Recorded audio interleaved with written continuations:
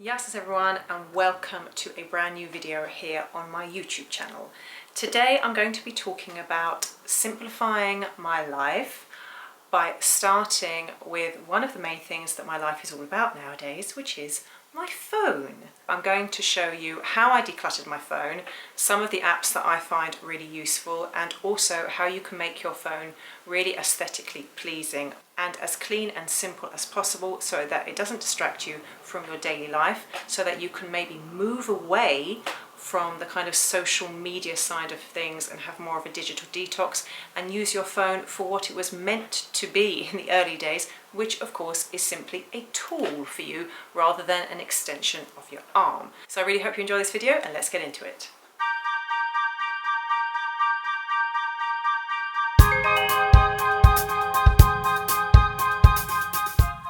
So here are a few clips of how my phone looked initially. I do regularly delete and declutter, but my phone was very bright. I had a wallpaper background of my children, which was lovely, but it was very colourful, and I was often not able to see the apps properly because of this beautiful colourful picture in the background. And I obviously didn't realise it at the time until I started doing a little bit of research into being distracted on your phone, that it was obviously to do with the photo behind it. So I had a lot of apps all over different places. I had the colourful background, and yeah, it really just wasn't working for me. So I currently have an iPhone 8 Plus. It's a fairly large phone, but I do a lot of editing and so on my phone, so I need a fairly big screen. I don't bother with an iPad, so that's why I went for the Plus. It's quite an old phone now, I guess, as well. Everybody's updated, but I'm not one of these people that likes to change my phone every year.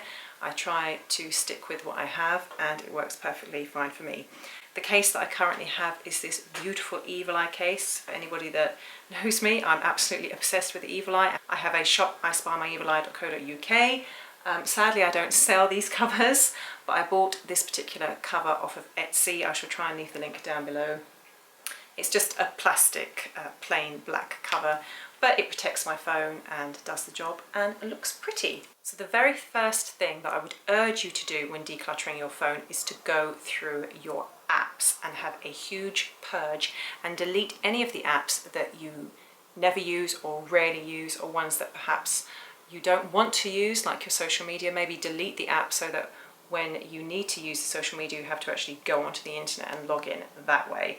That's what I did first of all. I went through all of that, and then I categorized my apps and placed them into groups. So for example, all my banking apps I put in one little box, and I called it banking. You of course could call it finance. I also did the same for my blog stuff and my photo editing apps and my video editing apps.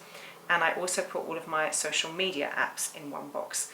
This really helps to declutter all your apps, and it makes it easier for you to find all of them under one heading. You can also rearrange your apps, so you could put the most important, most used ones onto your first home screen page, and then obviously the lesser used ones on the next page, and so on.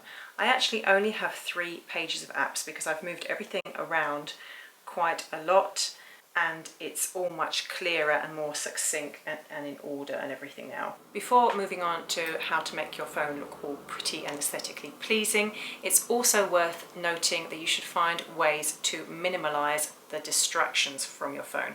So for example, it might be worthwhile turning off a lot of the notifications. You probably don't need to be notified every time you get an email or an Instagram message or a Facebook message. I'm pretty sure that most of you will be checking those a lot of the time anyway. I've turned all my notifications off completely, other than my reminders, because I use my reminders a lot as reminders.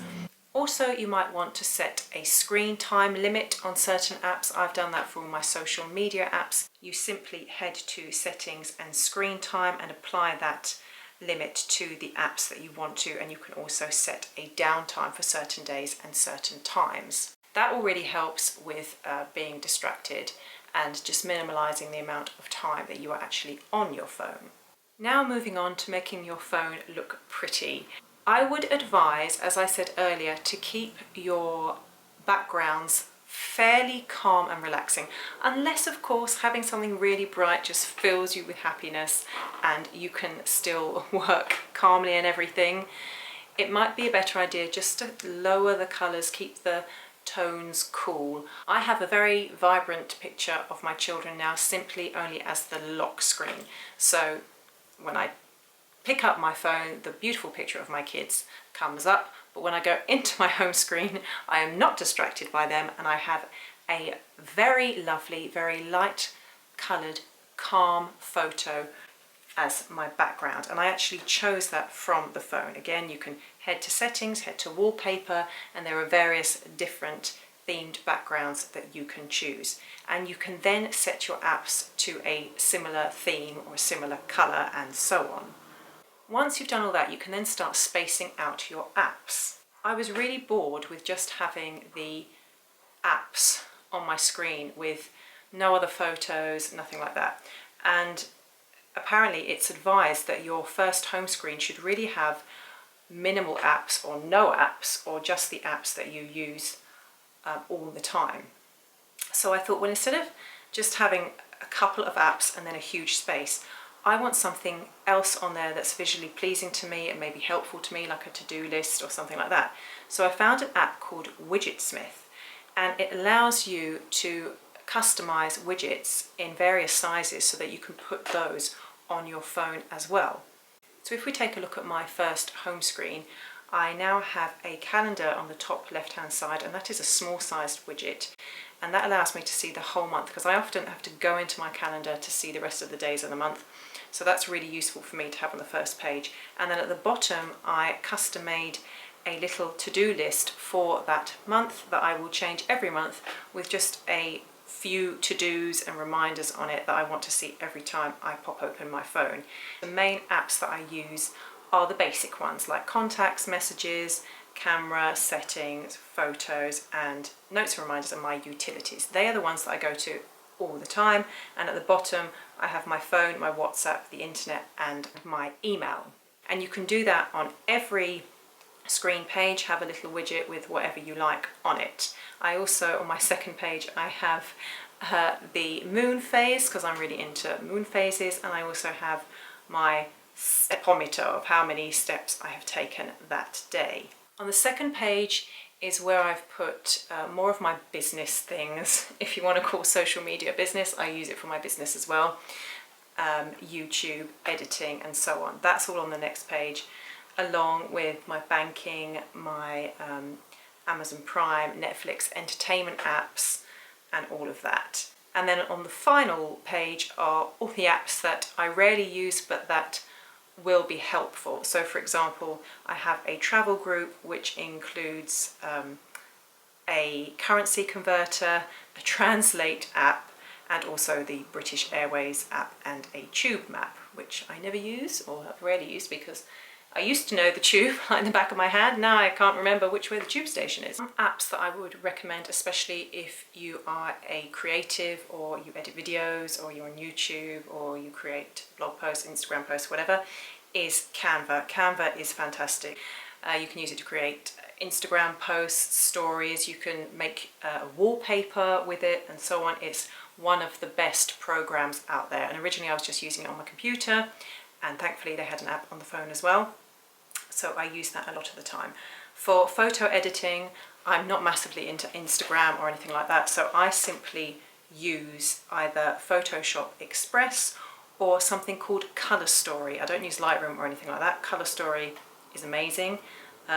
You can pay to get the premium features, but I love being able to simply brighten my photos and choose a slight filter, very, very subtle, and that does it for me. So I keep everything very, very simple. A few video editing tools I have are iMovie, and that's literally it. I have a big shopping group.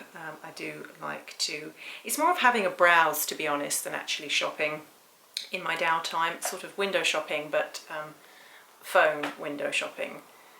And then obviously I have apps like Skype and Zoom, and then I have my music apps like Spotify, Shazam. I'm always Shazamming songs in shops, and my Classic FM app.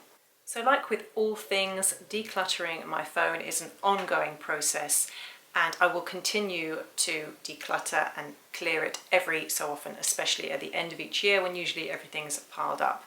I think you have to apply what you're trying to do in your everyday life to all the tools that you use as well. I'm trying to simplify and declutter and organise and live in a more minimal and intentional way in my day-to-day activities, so I want to apply that to my phone, and the same also goes for my computer. I regularly clear all that and the wallpaper and so on as well. So I really hope you enjoyed this video, guys, and that it was useful for you, and that now you have been inspired and motivated to clear out your phone and make it more aesthetically pleasing and minimal. I will leave all the links to the apps that I mentioned and so on in the description box below, and don't forget to leave any comments or questions that you have in the comments section below. Thanks so much for watching. Please do subscribe and hit the like button and the bell button if you like my content, and hopefully I will see you all again very soon. Bye bye.